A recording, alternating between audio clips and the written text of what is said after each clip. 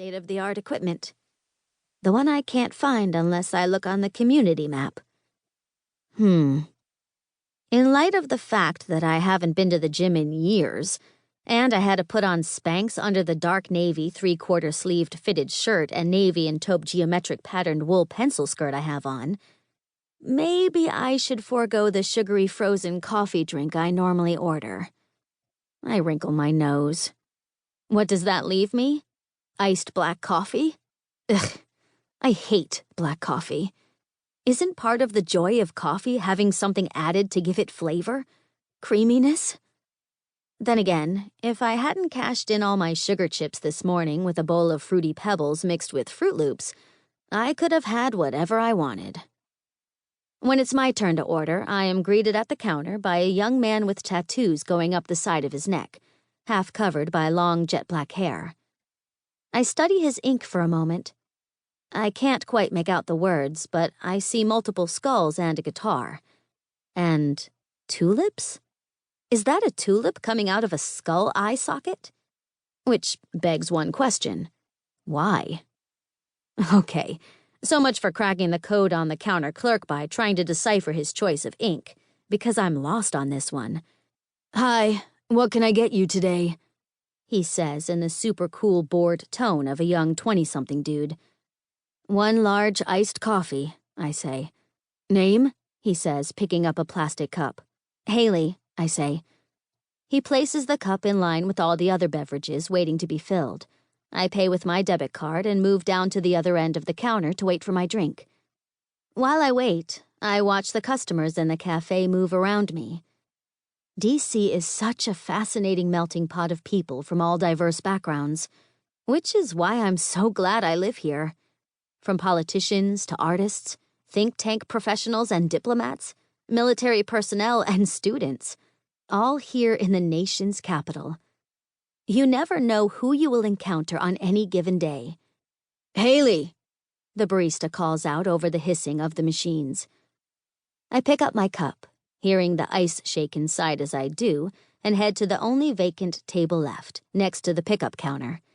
The continual hissing of espresso machines and whirling of blenders almost works in harmony with the folk music being piped in over the speakers. I glance out the window and watch the merge of people heading off to start their day.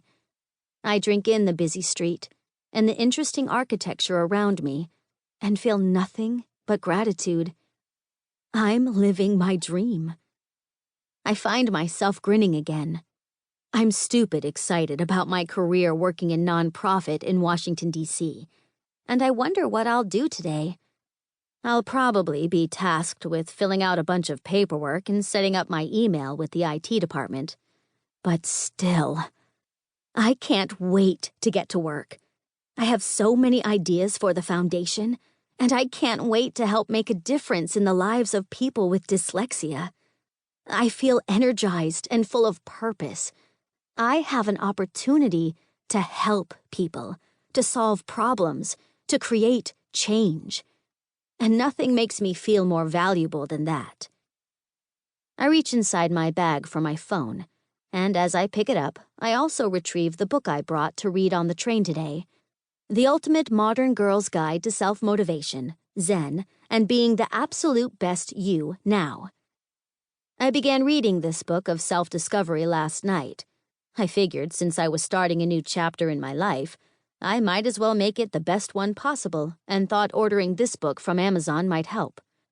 I'll scribble in the margins, add sticky notes, and highlight interesting passages.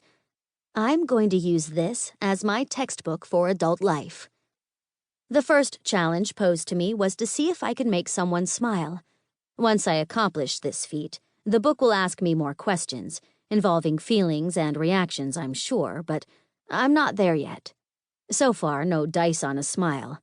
But it's only morning, and I'm pretty sure I can achieve my goal before bedtime.